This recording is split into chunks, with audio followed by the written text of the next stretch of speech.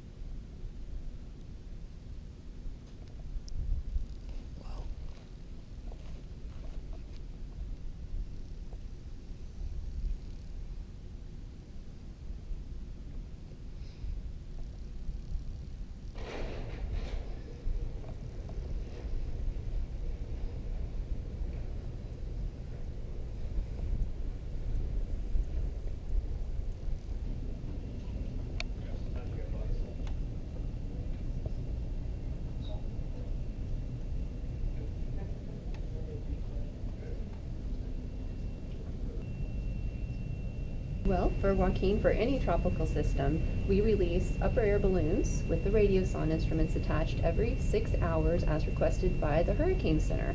And right now, most of the southeast region is releasing these upper air balloons every 6 hours. And the upper air balloon launches and the meteorological data that we collect from these launches are key in our assessment of determining where the storm might go and how intense the storm might be.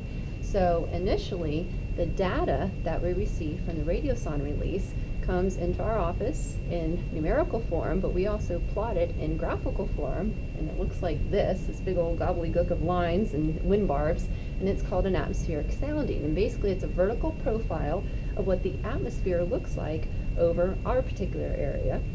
And so we have temperature overlay, we have a dew point overlay, we have wind barbs, and we can see how those thresholds change with height as the balloon carries the radiosonde up through the atmosphere, because we know the weather we have down on the ground is a result of how everything lines up three-dimensionally. So not only do we release this radiosonde in our office twice a day, every day, and right now during tropical operations it's every 6 hours, but all around the world these balloons are launched at approximately about the same time every day. And here's just kind of an overview of some sites in the southeast region that release these upper air balloons. And like I said before, while we're watching Joaquin, many of these sites are releasing every 6 hours the upper air balloon.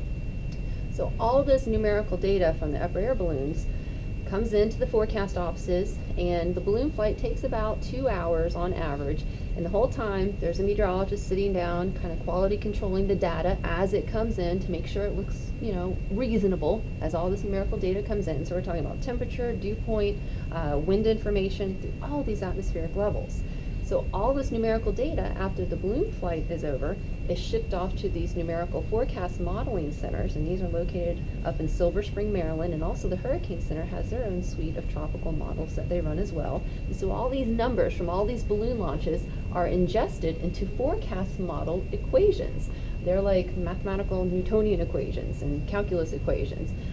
So those of us that took calculus, you have to start with a set of initial conditions, and how the equation morphs that data through time can result in different outputs, and those different outputs are a variety of forecast models. So here's just one of the forecast models. This is one of the favorites, the GFS, and this model is interpolating all the data from all the upper air sites, upper air balloon sites, like our office. And we get this model actually 4 times a day, and it's interpolating numerical data. And this is just an initial look at what the data looked like after the morning balloon launch this morning, the 12Z, the 12 Zulu balloon launch, which is 8 o'clock local time. And so what you see here, the blue lines are isobars, and that's surface pressure. And the more tight the isobars, the stronger the winds are. So we see Joaquin down here, still east of the Bahamas. And as I go through time, this is just one example again. It doesn't mean Joaquin's going to do this, but this is one of the things that we look at as meteorologists to see, hey, this is how this particular model is handling the system.